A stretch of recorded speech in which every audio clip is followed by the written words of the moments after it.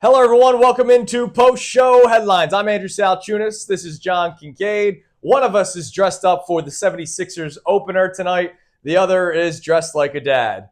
From a TGIF sitcom, or I was told that I look like every creepy professor from One Tree Hill. I don't know. When you were staring at the camera during the show on the air and talking directly to Bill Colarulo, I felt like you were grounding him. I loved it. I loved it. That's all right. great. Post-show headlines, 5 topics, 2 minutes apiece. Get the hell out of here. Like and subscribe. Thank you as always, because you're the reason why we can keep on doing this. You got the first 2 questions. Have at it. All right. Well, Adam Schefter joins us every single Wednesday, a little before 8 o'clock, so don't miss it. Adam Schefter, I asked him this morning, who's the biggest threat now to the Eagles in the NFC East? Now, their magic number is 9. I don't believe they really have a threat. But he says it's absolutely the Cowboys, not the Commanders. So, if the Cowboys are the Eagles' biggest threat, I ask you, how big is the threat? It's not gigantic. Now, I will say this. Before the season started, I picked the Cowboys to come in second in the NFC East prior to the Micah Parsons trade, which happened, 3 days before the season started. And you did at that point, because you're thinking, this offense that the Dallas Cowboys have is electric, right? The things that we said, will George Pickens be stable all season? Crazy. But between him and CeeDee Lamb and Jake Ferguson and Dak and a good offensive line, and their running game is better than anybody expected to. I did not think Javonte Williams was going to be a lead back, and yet he's been spectacular for them. But I knew the offense was going to win them games. The only thing is, can they sustain this? Can they honestly put up 35 to 40 points a game in order to win? They won't be able to. They're going to be good, but their defense gets very little stops. So you think they could be a playoff team? Oh, I think so, yeah. 3-3-1? Yeah. I mean, 3-3-1, they're going to have to go 7-3 in their last 10. Yeah, I could see a 9-6-1 season.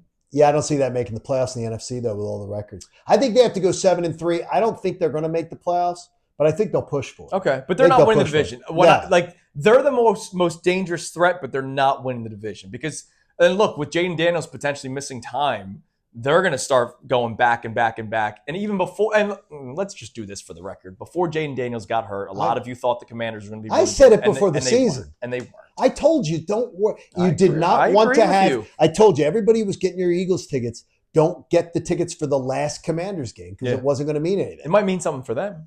It might mean something. No, the Commanders? For the Commanders. They're going to be done. They're going to have 6 losses before Halloween. That would be bad for them. Yeah, it'd be really bad. All right, what's question 2? All right, I'm going to ask you to do this, and everybody play along right now. So everybody at home watching, if you're watching on your phone, you're watching on your device, play along. You can even put it in the comments. It's 4 answers. You got to rank them. Rank opening days nights for the 4 major sports: baseball, football, basketball, hockey, because Andrew is honestly, his energy today is bouncing off the walls, not only because of the war with the friends over at Unfiltered, but because of Sixers opening night. So I ask you, baseball, basketball, football, hockey, opening nights, rank them. All right, so this is going to surprise you that I will put basketball third. You put basketball third. I am a little surprised by the that. Reason why, so no disrespect to the sport of hockey. Hockey 4, basketball 3. Baseball's number 1 because it's my favorite sport. As much as I have this love affair with the Sixers, that's like it's a very one-sided love affair sometimes. But it is. Baseball's my favorite sport. Your spouse is cheating on you. Yeah. Your spouse is running around on you, but you're the loyal. I'm very loyal. You're sitting at home on Friday night. Till death do us part. Right, That's what we said when we put these rings on. Baseball's number 1. Mine number 1 is also baseball. Because it's a holiday. By a mile. You're coming out of the winter. Yeah. And by the way, they don't do it anymore. They used to have a single game, and I'm glad they don't do it. I love that the Phillies could open the season at 1 o'clock. I have games the rest of the day still. Sure. Whereas football, the reason why that's second, it's 1 game. It's Thursday night. The game's over, and there's nothing else. But the importance of game 1, because it's only a 17-game season, is more important than the other 3. But because baseball's the holiday, that's 1 for me. The importance factor of every week in football, that's why it's number 2. Correct. Basketball's 3 because it really doesn't start till December. Like, Yeah. let's face it. Like, the players tell you that. The players tell you that the league doesn't really kick off tip off till Christmas. What's yours? See, I just flip your order a little bit. I go football, then I go hockey, then I go basketball because I like hockey more than basketball. Sure. So to me, it's hockey for basketball. But also, too, I subscribe to something that Jason Martinez has been pushing a little bit when he's on Middays with Marks, that if you can be in playoff position by Thanksgiving, American Thanksgiving in late November, you tend to make the playoffs like 80% of the time. Love that. So Flyers woke up yesterday in playoff position. So I'm just like, can the Flyers have a really good month, get them off to a great start? Nice. Because then potentially we could be talking about having some fun. This team being relevant into March. Nice win over the Kraken the other day. Yes. All right. Topic number 3. Yes. Speaking of the Sixers, who open up the season today, listen live on the Fanatic, 7:30. Get excited. Tom McGinnis. Can't wait. Good luck, Tom. Good to hear Tom McGinnis. What will be the storyline that you are most excited to follow? So not what's the storyline? Will Embiid be healthy? Oh, no. No, that you're most excited to follow this season. I'm on the edge of my seat. I am so excited for VJ Edgecombe. I'm just so excited. Yeah. I've been excited since the day we talked to him. When we had him on the show, I fell in love with the kid. So did I. I love that he's from the islands. So my wife's from the islands. So I love a little bit of kinship there. I feel the story of where he comes from. And it's weird because being married to someone from the islands, there is a factor of if you were to speak to my wife, if our listener spoke to my wife, how much she loves being an American, how much she loves the life that she built here. Sure. VJ Edgecombe speaks of the same thing, the opportunity he's got here. And I think that drives a person. Yeah. The opportunity for wealth in the NBA is great and excitement.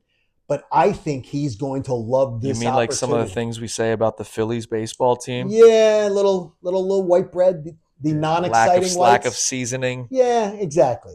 I'm so excited to see VJ Edgecombe and what he brings to the team. And honestly, I don't know his game. I've watched him on YouTube. I've watched highlights on YouTube. I saw him play a little bit in college. Yeah. So I'm anxious to see his game. And honestly, when McCain's back, I'm personally not a hoops head like you. Mm-hmm. So I don't know how McCain, Maxey, Edgecombe fit all together and how Nick Nurse makes the stew. So Edgecombe will be the key cog because of his ability to play defense. Okay. All due respect to Tyrese Maxey, he struggles there. He does. Jared McCain struggles there. So VJ Edgecombe will be the key cog playing alongside either of those players whenever they're on the court. You can go small sometimes where all 3 of them are on the court. Don't forget Quentin Grimes on the team as well. Okay. He's a bigger body, 6'4". So VJ Edgecombe, I believe, will be the key cog with those how does he affect rotations. How does he affect if they're all healthy? How does he affect McCain's minutes? I would not be surprised if it's Maxey, Edgecombe as the starters, and then Quentin Grimes and McCain coming off the bench. Okay. I'm intrigued. I'm so intrigued. Look, if you're up 5 with like a minute left, Edgecombe should be on the court because of his ability to play defense. I'm so intrigued to watch how Nick Nurse, because I admired Nick Nurse as a coach before he got here. I haven't really gotten to see him do much coaching. Right. So I'm anxious to see him coach because if they're healthy, he's got pieces. Going to be interesting. We had Tony Jones, who covers the Sixers from The Athletic today, saying really good interview. Don't be surprised if Adem Bona is your starting 5 and Embiid's the 4 tonight. And there were times where, if you remember, when Nick Nurse was the head coach of the Raptors, he had the Marc Gasol, Serge Ibaka at the same time on the front court. 2 gigantic beings. They didn't start together, but he would have them play minutes together. So that's something to keep an eye on. I can't wait. My number 1 storyline, by the way, going into the season, your roster's your roster. Oh, that's interesting. You're not waiting till March to build something. Well, late February. Let's think about it. Ben Simmons, when is he going to get traded? Right. James Harden, when is he going to get traded? Last year, yeah, it's an old roster to start, but you know they're going to make moves. This is the first time where you kind of look at the roster, you go, yeah, they'll make tweaks. In Morey's tenure, this is it. This is the first time where you're like, this could be the majority of this roster, as long as it doesn't fall apart, like, guys get hurt. The majority of this roster should be the roster in March and April. There's only some spare pieces who might bump around. And that's great. I'm very excited about like that it. because continuity is something this freaking team has never had. and just rolling things over and different players constantly has not been good for the Sixers. See, you just gave me another reason to be excited. There you go. See, There you go. Look at See? that. All right, question 4. I hope this isn't the case.